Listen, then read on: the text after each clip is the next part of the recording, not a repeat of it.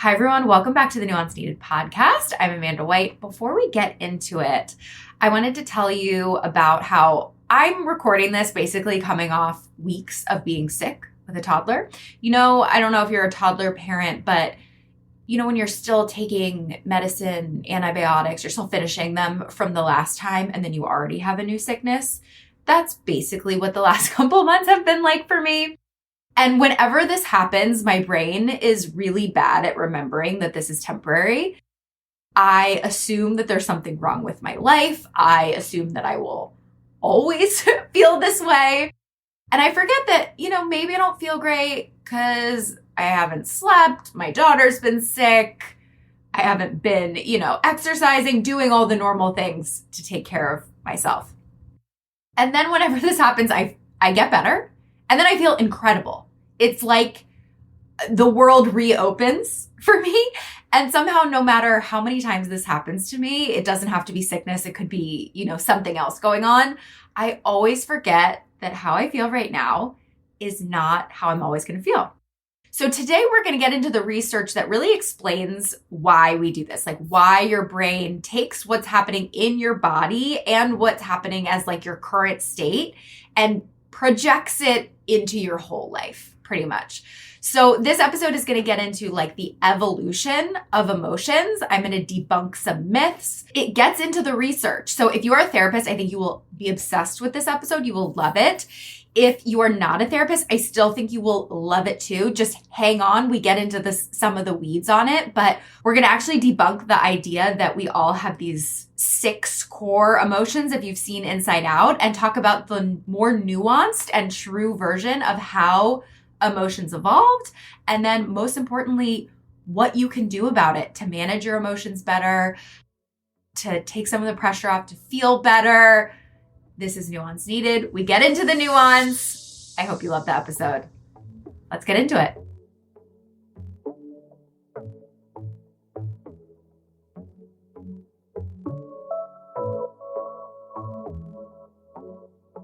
Hi, everyone. Welcome back to the Nuance Needed podcast. I'm Amanda White. And this is Sam Dalton. And if you are new here, we are 2 licensed therapists who often break down mental health concepts, pop culture.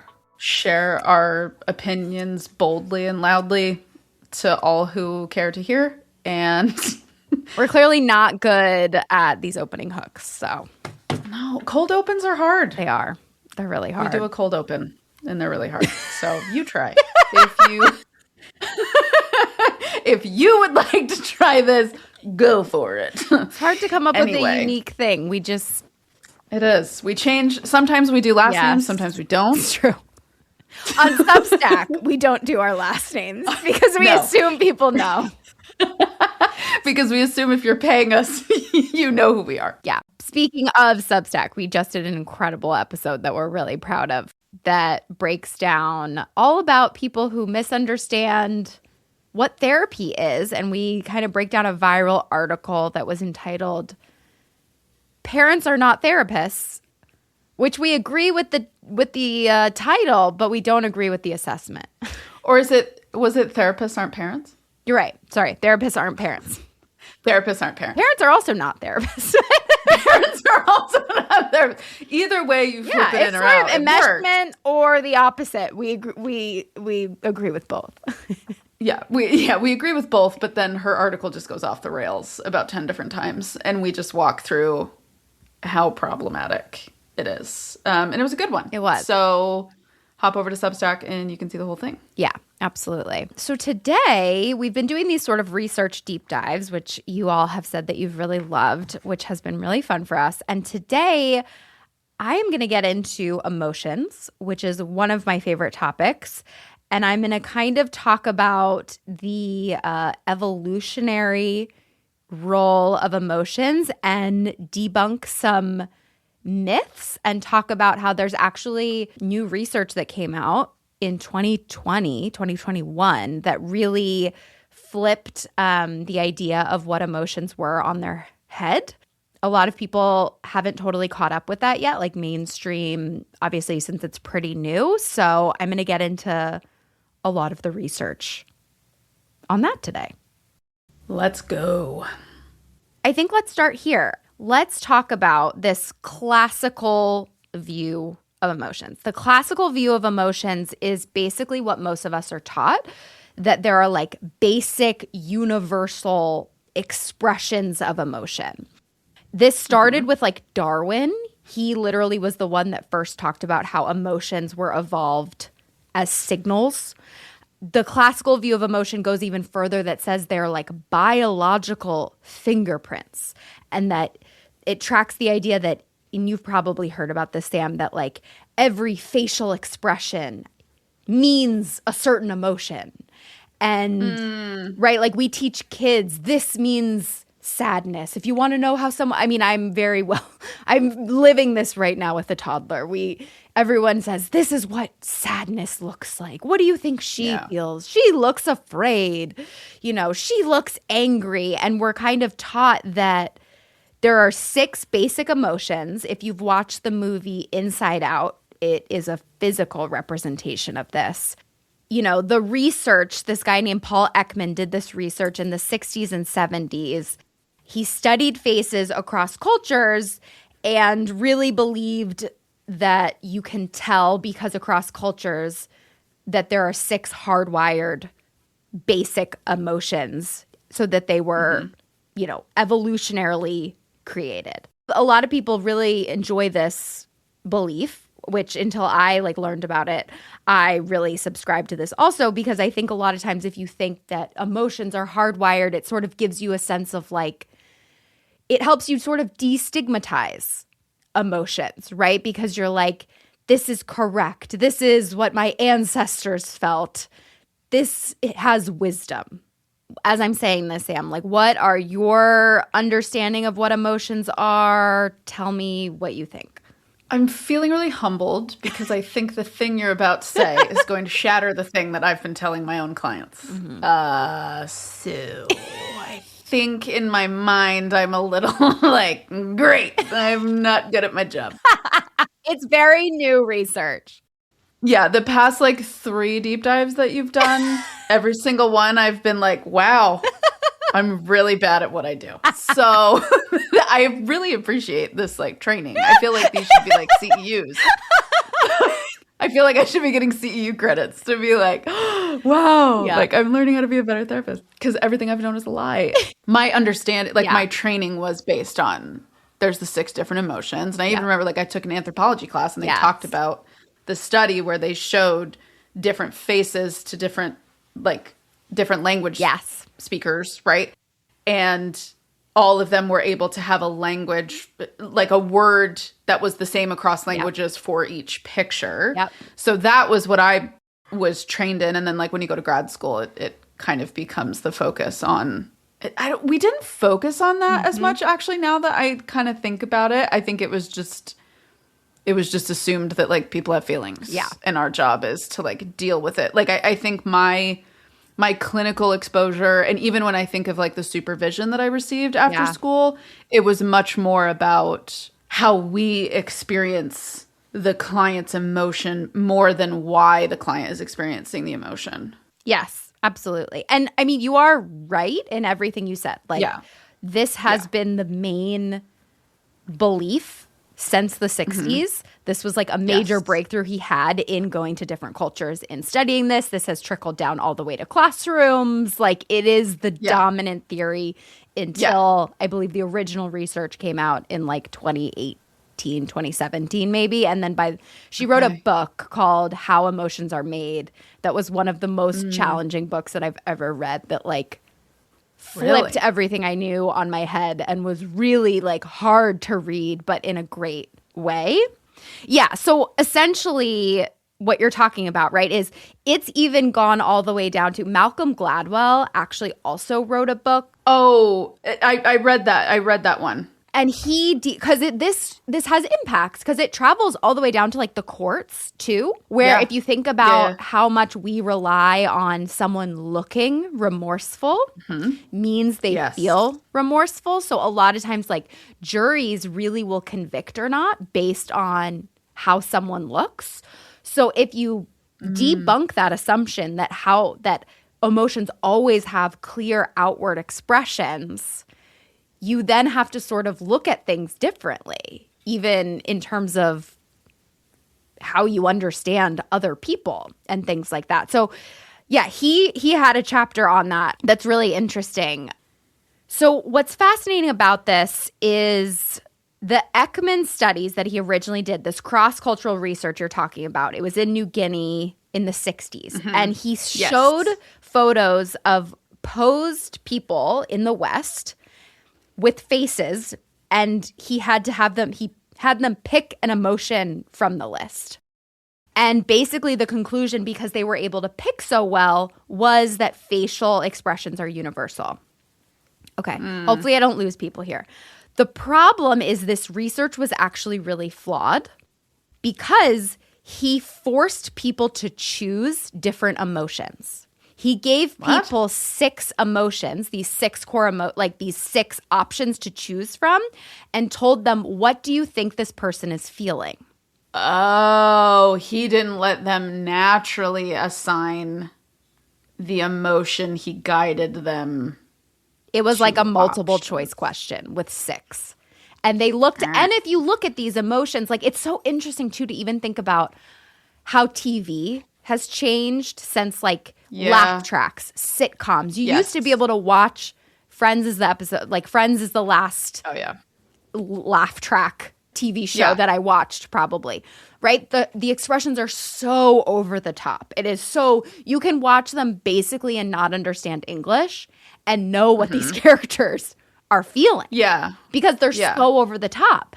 So that, like, the fact even that we've changed in terms of how we watch TV and we actually can recognize that a character or a person can feel surprised without clapping their hands against their face and going, oh, right? Like, is an evolution of recognizing that you can be surprised without looking so surprised. It's obvious. But I use the example of Friends to be like, these were the types of over-the-top expressions that this group of people had to pick from. It was not just a subtle tear running down someone's face.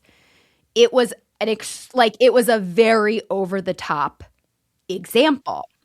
So let me, Sam, I want you to read about the study that, so essentially, right, this was taken as gospel. This was what was correct because it was people who didn't speak English. And essentially what Lisa Feldman Barrett and other researchers did was they tried to replicate the study, but they actually took it a step further. The people that Paul Ekman traced, these people in New Guinea, they knew about like the Western world. They were not completely isolated. So that was also a problem, is if you have contact on some level with the West, if you have seen Friends, for example, I'm not saying these people saw Friends, but maybe they did, right? That is going to influence also your ability to pick correctly the emotions. Right. In 2014, Maria Gendron and Lisa Feldman Barrett ran a study that basically blew up the idea that facial expressions are universal. They went to Namibia to work with the Himba, a community with almost no exposure to Western media or Western emotion concepts. The point was to find people who hadn't grown up marinating in the same 6 emotion words we did. They showed participants 36 photos, 6 actors, each making the 6 classic universal faces: happy, sad, angry, afraid, disgusted, neutral. Then they ran it 2 ways. In the first version, they handed participants the 6 emotion words and said, sort these photos into those 6 piles. That's basically what Ekman did in his original famous study. The ones every textbook cites. In the second version, no word list. Just sort these into piles of same feeling, as many piles as you want. Label them however you want. When Americans did the free sort, they mostly reproduced the classic categories, though even they couldn't cleanly separate sad from disgusted. When the Himba did the free sort, the universal pattern fell apart. Smiling faces got grouped together. Wide-eyed faces got grouped together, but scowls and pouts and nose wrinkles scattered. And when Himba participants labeled their piles, they often didn't reach for emotion words at all. A smiling face might get labeled laughing or looking at something. a behavior, not an internal state. The supposedly universal pattern only showed up when researchers handed participants the Western emotion words first, which again is what Ekman did. Huh. Tell me about your reaction to that. I'm feeling confused. And let me kind of tell you why from like a professional perspective. I think what I struggle with is I wonder if what we're talking here, and I don't want to get too ahead. Yeah. So if I like jump to like, the end point, let me know. But I think what I feel like what we're talking about here is the expression of emotion, not necessarily the feeling of emotion. Mm-hmm. I think there's universal, like, people experience sadness to a degree. Mm-hmm. People experience happiness to a degree. People experience anger to a degree. I think what we're realizing here is, like, across cultures, how we identify that and what that looks like to us is different. Mm-hmm. And also, going back to your example of like the courtroom, right? Yeah. It's the same thing with grief. Yes. Like grief, people manifest grief very differently. Yeah. And that will throw people off because there's the assumption that if you're grieving, you should be devastated and crying and not getting out of bed and horrible. And then people who are able to move forward get pegged as like weird. Yeah. Or even if you think of like the like experience of being surprised, right? How many videos have you seen of somebody getting surprised with something and it's like a look of shock? Yeah. Or some people hate being surprised. Or some people get like pissed, right? Like there's no right way. So I don't know, but I find this fascinating that they more identified it as the behavior. Mm-hmm. So I think I'm trying to like reconcile in my brain the experience of like talking to people about feelings all day, which you and I do. Yeah. And seeing that through like all my entire client list, right? Everybody experiences these things, but the behavior and the emoting of the feeling is different. Yeah. Yeah. I agree with you. Okay. Tell me why I'm wrong though. No, I agree with you. And what I think complicates it is Lisa Feldman Barrett is a neuro researcher. Like she's a brain researcher. Oh. So she also studies people's brains. And her claim essentially is that if these emotions are actually hardwired into your brain, like evolutionarily, they were developed. No one's saying that we don't all feel emotions. We absolutely all feel those 6 emotions. We all feel probably more emotions than that. But if we're trying to understand how emotions, right, like a lot of times when people are simplifying what emotions are, right, we talk about it like Darwin did. There's a biological fingerprint. There is somewhere in your brain that we know is making this emotion, and everyone has it. If it were hardwired, the belief is there would be some sort of specific brain pattern. Maybe it is not external, but there would be some sort of brain signature. She looked across hundreds, maybe thousands of neuroimaging studies of we have images of what happens, how your brain lights up to different emotions. And there is no consistent one-to-one brain region that creates like emotion mapping. The amygdala, right, which we say is the fear center, it lights up across all different types of emotions as well. It's not just fear. It's lots of different things. Her whole belief is that emotions are not biologically hardwired. They're actually constructions of multiple things. What she found is there are 4 states that are, if you think they're biologically hardwired, the best place to look is in babies. Babies would be able to have anger and sadness and all of these things. And I mean, babies cry, babies look angry. Like you could maybe say that. But without language, how do we know what, like her whole thing is that language is what creates an emotion. Language is what gives it meaning. Exactly.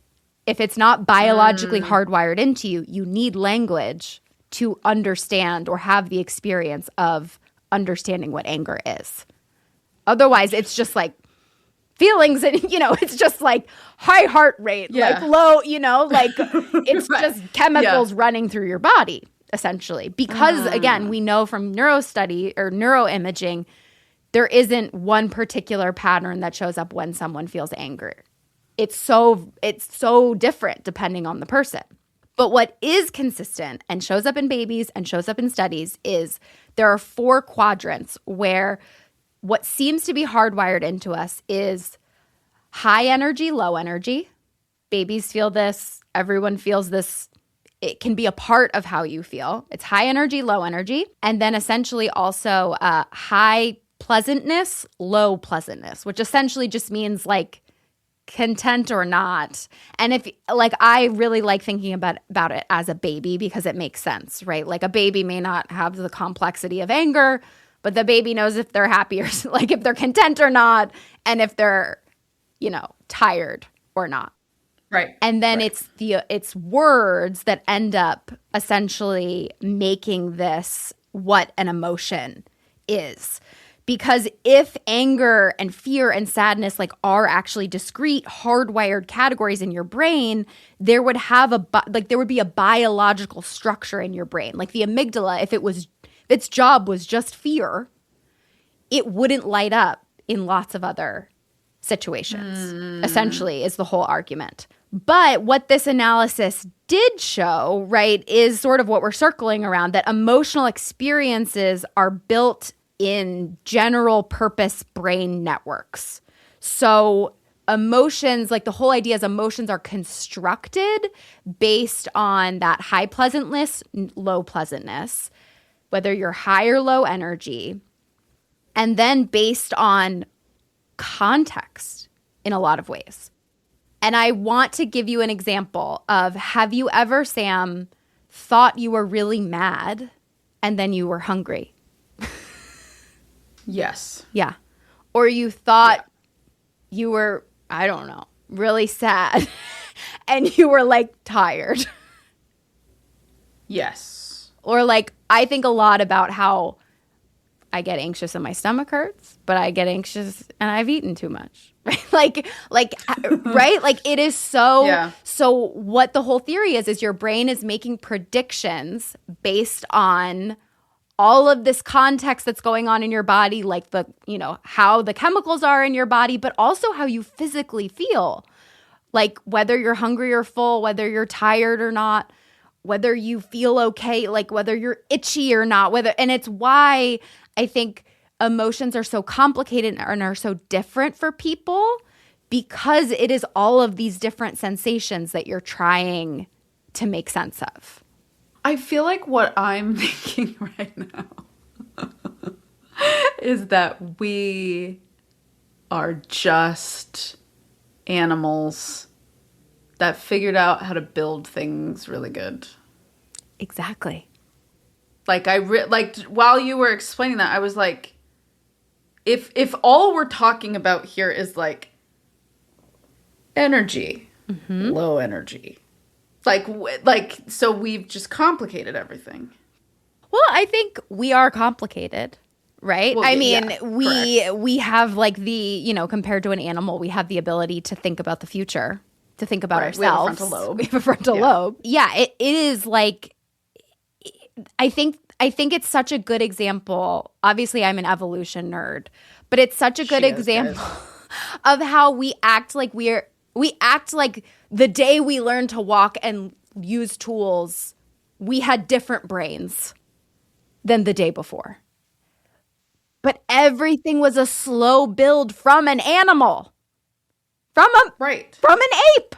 Like, so it does actually make way more sense, because otherwise you're saying if you believe there's a biological hardwired component, one day on the map our brains changed and we felt anger, which doesn't make sense actually. My professional training is like butting up against this because of the complexity of the human mind and the frontal lobe, and let's not even start talking about the concept of a soul, right? Like we're not gonna crack open that piggy bank. But like I like just the amount of stories that I have heard over my career, right? My 14-year career at this point, the amount of life experiences that I've heard and the same feelings that people experience, but it's different meaning attached to it based on their family unit, their life experience, things that they've been through, things that they haven't been through, their belief systems, right? Like it's all different, so much so because of the external, right? So I'm sitting here trying to think like, okay, if it might just be like a very simple graph of like high energy, low energy, how I will answer that for you. So please let me do. show you what this looks like. This is called a mood meter. This is a very aggressive website. I'm just gonna have you live react to this website, and you'll scroll down to see the mood meter. Okay, all right, let's live get my live reaction. Okay, hold on. Where is the chat feature? Here we go. Studio chat. Here we go. Do you want to describe it? Yeah. So I immediately open it up and it's a giant black screen with huge white letters that says "Feel your feelings." Yes. In all capital letters, the words stacked on each other. That's really intense. Yeah. Okay. Oh my God, the colors. Yes. Whoa. So if you scroll down, this is the mood meter. This is what I like to use with clients instead of the feeling wheel. If you are a therapist or you are someone who loves the feeling wheel, great. There's nothing wrong with it. I just find it really helpful, especially when I work with clients who really struggle to understand how they feel and like it feels like they're making up a word. You know what I mean? Yeah. Like I've worked with clients who are so dissociated, like especially if they're coming off of like, you know, addiction and stuff like that. It is truly, they're so dissociated from their body, they cannot feel anything. But typically people can tell you if they're tired or not and if they're like okay or not. Yeah, well, it's the same thing when someone's like, how do you feel? Bad. Right. For those of you that don't know what we're looking at, it is like 4 quadrants, and I will explain this, and probably this will be confusing. I'm sorry. If you look at high energy, low energy, high pleasantness, no pleasantness. So let's like, if you are high energy, high pleasantness, that is like happy, ecstatic, excited, right? The most extreme version is like ecstatic. Yeah. Then if we're talking on the other side of the spectrum, low pleasantness, low energy, that is like depression, despair, disappointed, despondent. If you look at high pleasantness, low energy, that is like calm, serene, restful. Sleepy. And then high energy, low pleasantness, angry, enraged, all of it.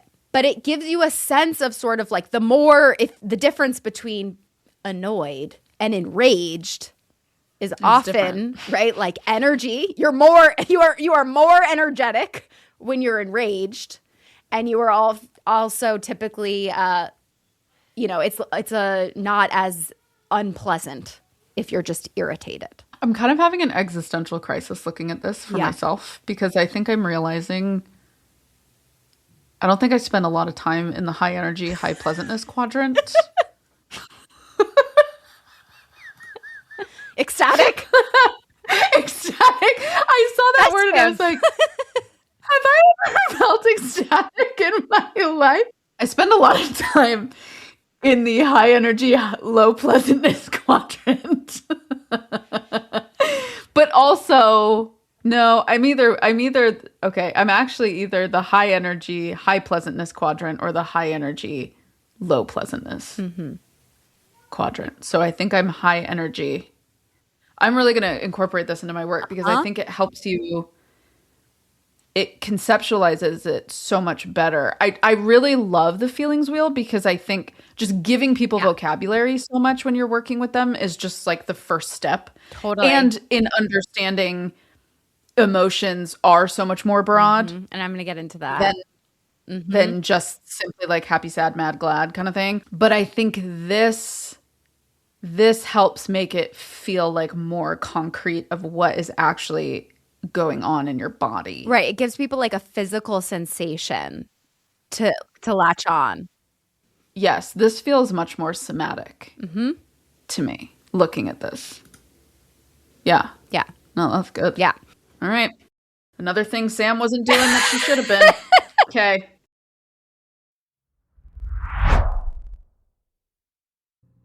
If you were listening to this episode and thinking, I could really use some more support with my emotions, I have the solution for you, or I have some support for you. My practice therapy for women has licensed therapists in 43 states across the country. That's right. We have 43. We just got New York. So if you live in New York, we can finally support you.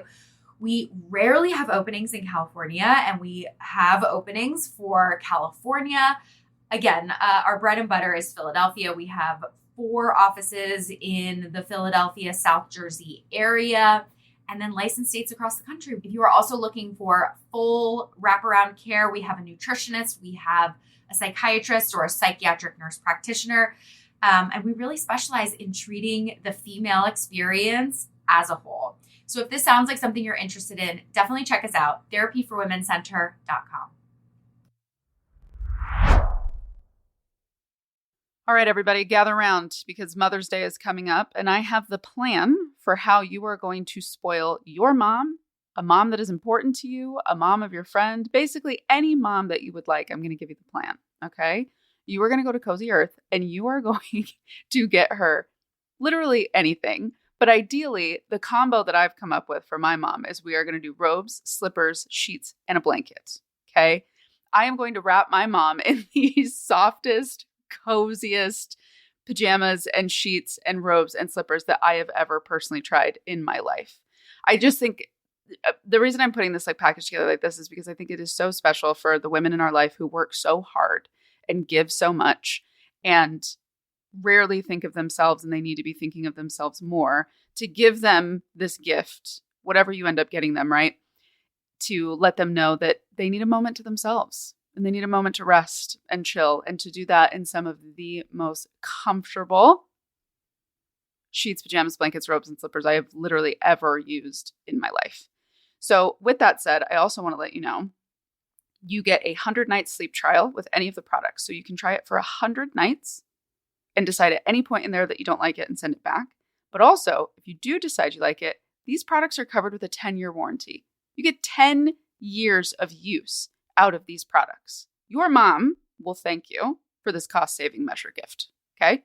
So with all that said, I have a special gift for you. If you use code NUANCE at checkout, you get 20% off. That's code NUANCE, NUANCE, because home starts with mom. Can't wait to hear what you guys think.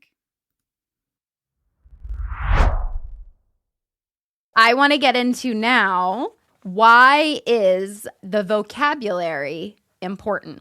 There is a term essentially called emotion, right? If emotions are not hardwired, and then emotions are constructed. They're things that we understand based on language, based on the words we have, based on context and what's going on in our lives, and even based on how we understand other people, right? And none of this, none of this is saying you shouldn't.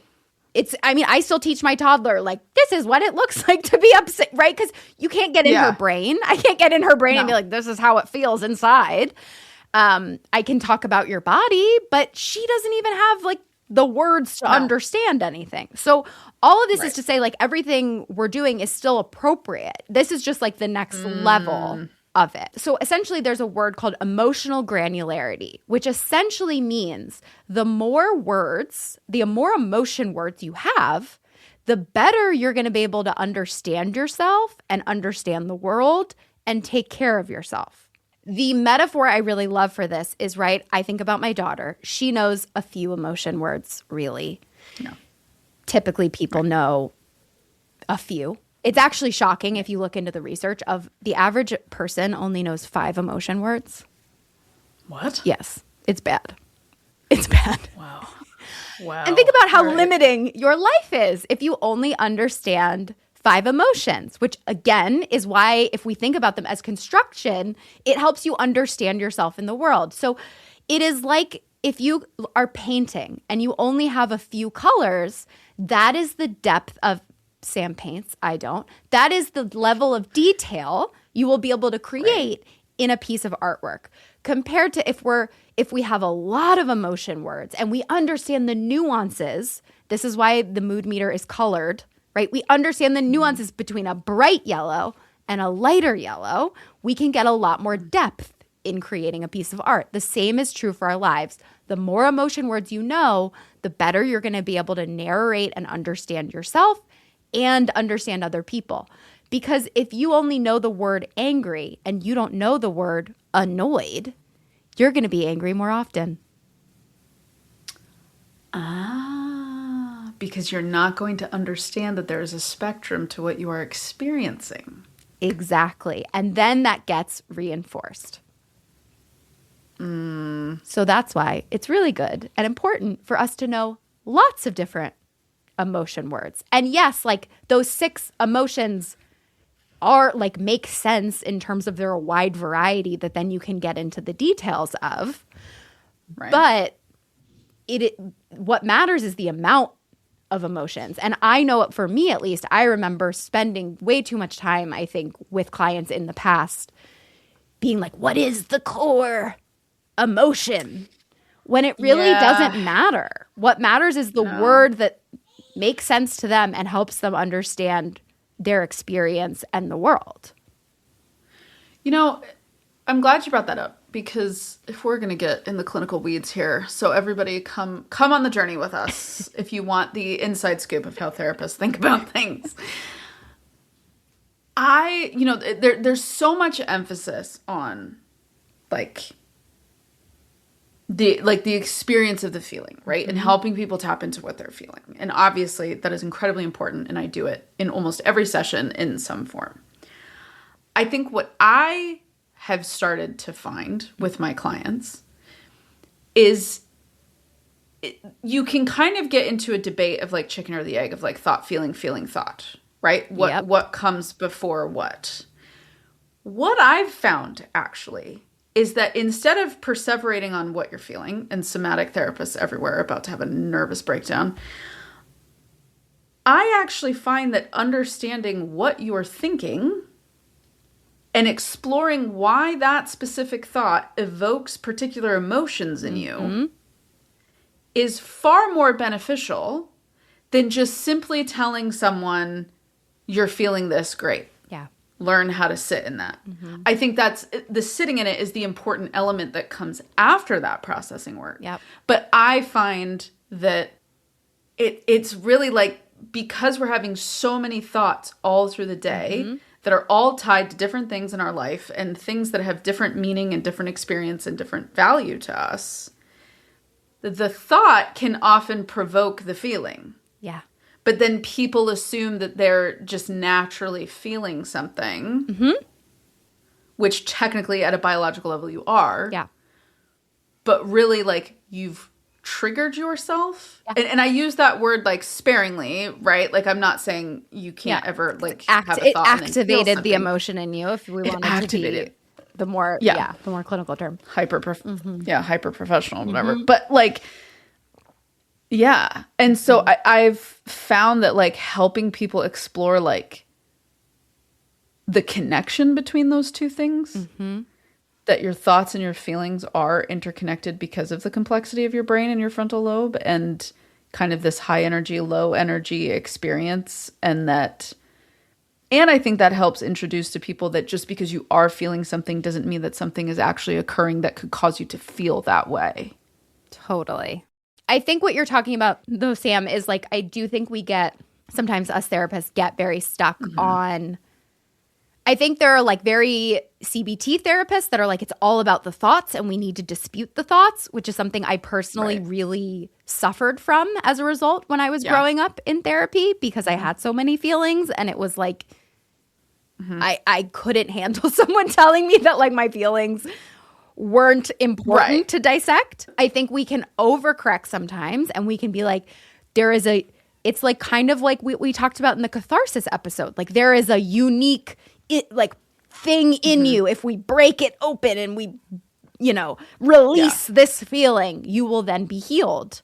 And it's it's what you're saying, Sam. It is actually, and it's what that catharsis research talked about, is it's important to feel your feelings, but you also have to understand them and use words, and just screaming or yelling or doing whatever is not alone healing. We also have to have the context and the interpretation, which fits with what we're talking about, which is to say that like your body matters, but your brain is always regulating your body. And it is not, your brain is not great at always knowing what's going on. And your brain can make like bad predictions sometimes. Like, I think the classic example that I always think of with myself is like when I am sick, which is often when you have a toddler, I think everything in my life is horrible. And my brain is really bad at remembering that because I am physically not feeling great, maybe that is contributing to why I don't feel excited about my life today. But if we don't, right, if we believe that if we overly weigh emotions or overly weigh thoughts, we are missing out on that ability to be flexible. I think you just like hit the nail on the head for me in how my approach in therapy works. Is I think there's a lot of all or nothing thinking that can enter into therapy. Yeah. Very easily. And I think emotions are so complex, and I think because so few people are taught the language and it like given an understanding of what all of this means and how to be regulated and how to experience emotion, it's so rare. Yeah. Like it really is. Like even the people that are doing it the best they can are screwing up. Yep. Because it's hard. Yep. Because it's really hard. And I think what I've found is like so many people beat themselves up so hard for having these feelings. Yeah. For having like a flow in what they feel. Right? Yeah. And I think this goes with the obsession of like, I need to be happy. Yes. I want to be happy. I need to be happy. It's like, no, you don't. You just need to figure out how to exist at a baseline that feels comfortable for you and allows you to have healthy connection and a good life and meaning. Mm-hmm. Well, I love what you just said, Sam, because it's like if we look at it then from like to be happy requires high energy. Yeah. Right? Like you're not going to have high energy all the time. You're just not. So it's unrealistic to think you will always have high energy. I mean, I literally just disclosed to all of you I've never experienced being ecstatic. So like that's... I am someone who swings hard, and I think it is because of my sensory issues. I can get so happy from something that's like the feeling of a blanket. Do you turn into like one of those grasshoppers where you like aggressively like rub your feet together? I mean, shout out to Cozy Earth, which is like my favorite thing in the world. Their sheets. Use Nuance for 20% off. I love them. They're literally the best thing that you will ever put on your body. Whether you slide into bed or whether you're wearing the pajamas or whether you have both at the same time. But even I've talked to you about how I have like an unnaturally like positive reaction to stretching. Like stretching feels so incredible in my body. Like, so I am someone who can swing positive to negative because the same happens if I have the wrong texture on my body. It's like I'm being tortured.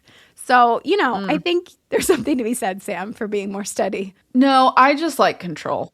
Like I can't, if someone was like throw something across your room and leave it there, wouldn't happen. What do you mean by that? I can't do it. You can't throw something? You know, like if someone was like, oh, just like throw your clothes on the floor. Yeah, I can. No, I can't. Even if like the thought of like intentionally making a mess. I do get very upset about things being ruined. Especially it's really fun having a toddler that I'm like, I'm watching you purposely destroy my house. And I'm letting you do it. Or I have to stop you. The amount of time and effort that I'm just like, all you want to do is destroy my house. That's your favorite activity. It's your favorite pastime. Yeah. Like a month or so ago, my friends and I went to a vision boarding night. Okay.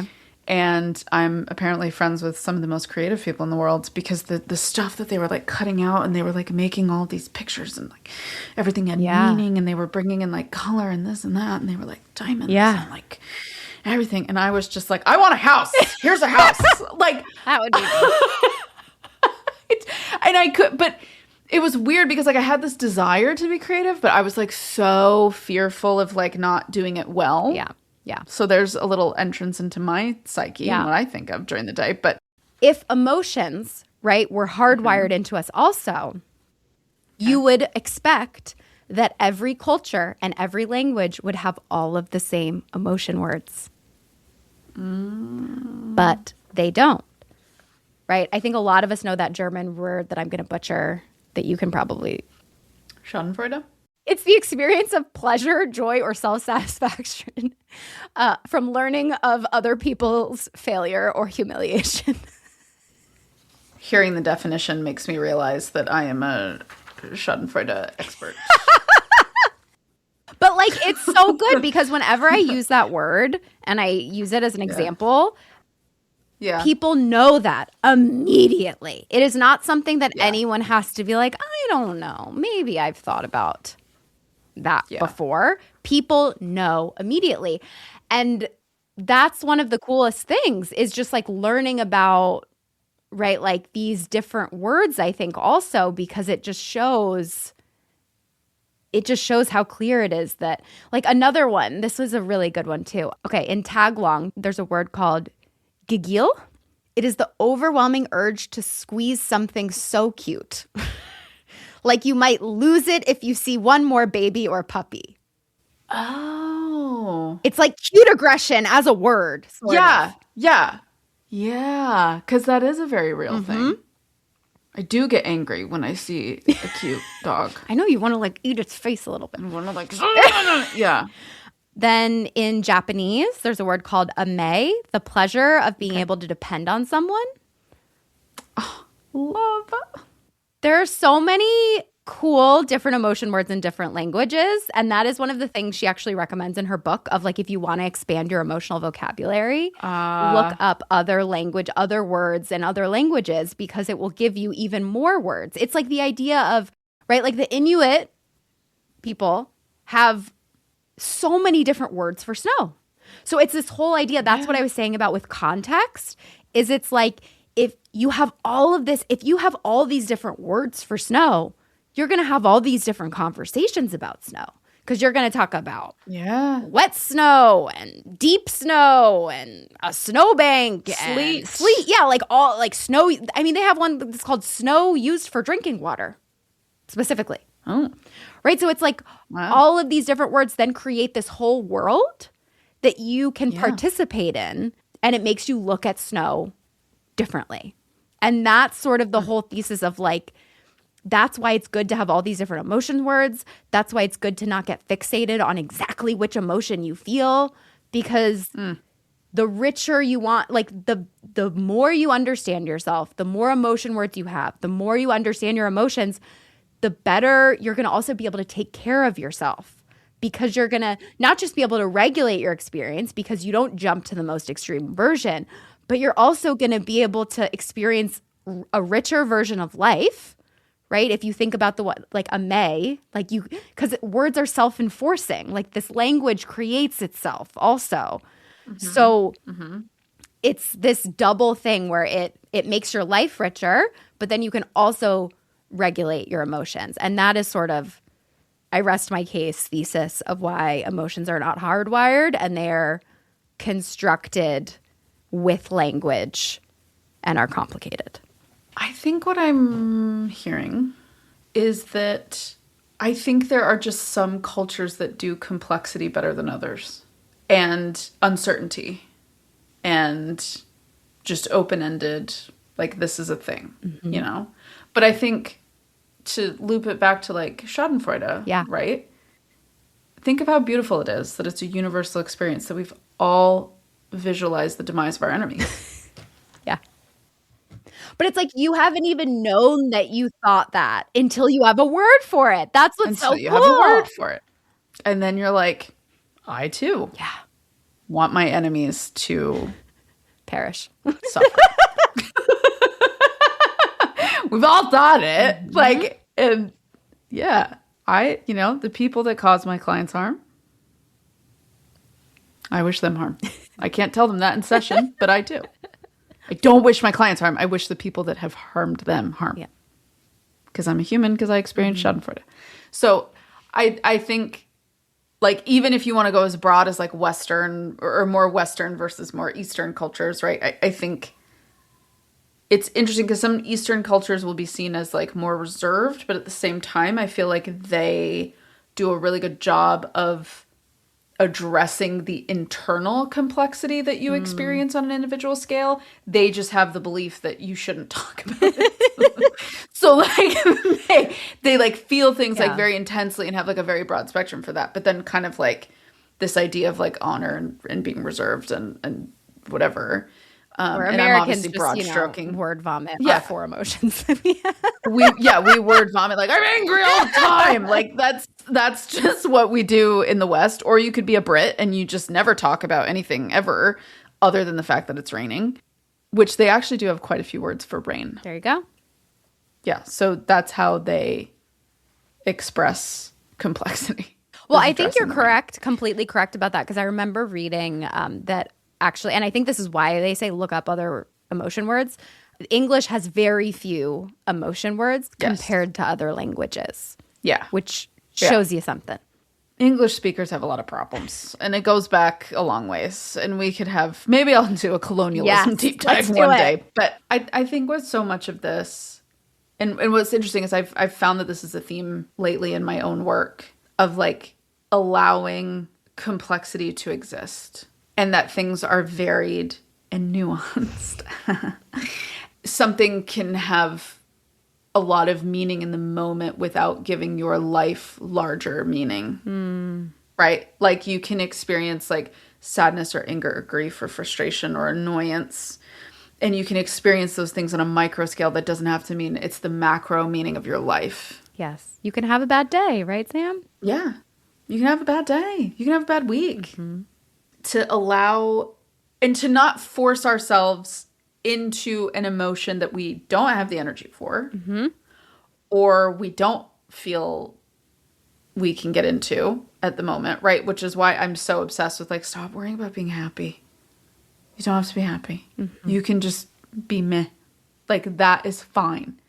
And also that like sometimes things are hard because that thing is like categorically hard. Or like you're feeling sad because that is a sad thing. I think to stop putting all this pressure on ourselves that we have to be in a different feeling to be doing something right. Like it's okay. It's okay if you're just experiencing sadness or a version of that, or if you don't know what you're feeling either. Yeah. That's an experience too, that you don't know the word for what you're experiencing and you just kind of have to let it ride. I love like grounding stuff in evolution. Sorry, guys. Bring it on, babe. No, I just love it because it allows you to take things less seriously sometimes. Yes. And as someone who takes things too seriously and too literally a lot of times, I find it very grounding to like look back at things and be like, there's so much pressure, like you were talking about, to feel a certain way. There's so much pressure if you feel like you have to know the exact right emotion that you're feeling and you have to do the exact right thing to cope with it, or you're doing it wrong. And this just like allows for a lot more like, I don't know, you're going to feel good, you're going to feel bad, you're going to, you're going to be pleasant, you're going to be unpleasant, you're going to have, obviously emotions are important and matter, but you can take things in context much easier because it is not a biological imperative that you have to like excavate this anger and heal it. If we look at something as complex as like grief, right? Let's take something that people think is a one-note experience. It's not. You like a week after someone dies could maybe actually have like a steady day. You could feel happy. Right? You could feel happy. You could feel joy, thinking of a memory, thinking of something that you liked. Like somebody does something kind for you in the midst of your grief, and you find that you're able to like tap into that for a little bit, right? It might be muted, might not be the same as what it was prior to this happening, but nothing is one note. Nothing. And you're not weird or broken or bad because you have a varied emotional experience to something. In fact, that's the rule. Like that's really what this whole thing is. And I think people try really hard to like shove themselves in a box because that feels easier to comprehend. Totally. And I think you did a good job of explaining also how we can then like, right, we talk a lot on this podcast about like the worst thing you can do with your emotions is like judge them, beat yourself up, get mad about it. Right. That's stops the processing essentially. But right. if you recognize that grief or sadness isn't one note, it makes sense how you can go into different feelings and you then don't have to beat yourself up about it. Like I think one of the most common experiences is people feel happy sometimes or they forget when something terrible has happened. And then they feel bad and they beat themselves up about it, that they have a moment of joy. But if we can accept that just because you're grieving doesn't mean it's only one feeling, again, it can be more of this fluid experience. Right. Yeah. This was good. Good. I'm glad you enjoyed it. Yeah, I know. I just keep showing up every week. I'm like, no. How am I going to find out I'm crap at my job today? These are my big ones. Every The other time. ones I'm going to have to research and be humbled. A lot of them, though, Sam, I just got humbled a week before you. This one I knew because I did research on it. But everything else, I'm just humbled a week before. No, I show up and I'm like, well, lied to that person today. That's good to know. I'll have to address that next time. I'll have to tell them, hey, remember when I told you to hit something with a baseball bat? You didn't do that. You didn't do that, did you? As always, we love you guys so much. Let us know if you like these deep dives, if you have topics. Sam has a lot of fun history, pop culture. It's coming up. Ones. Yep, they're coming. Cool. So. All right, head over to our Substack. Yep. Anything that you can do to rate, review, share, subscribe, comment, it would mean the absolute world. It's how we keep getting the word out about the pod and how we keep chugging along. And you're the best. See you next week.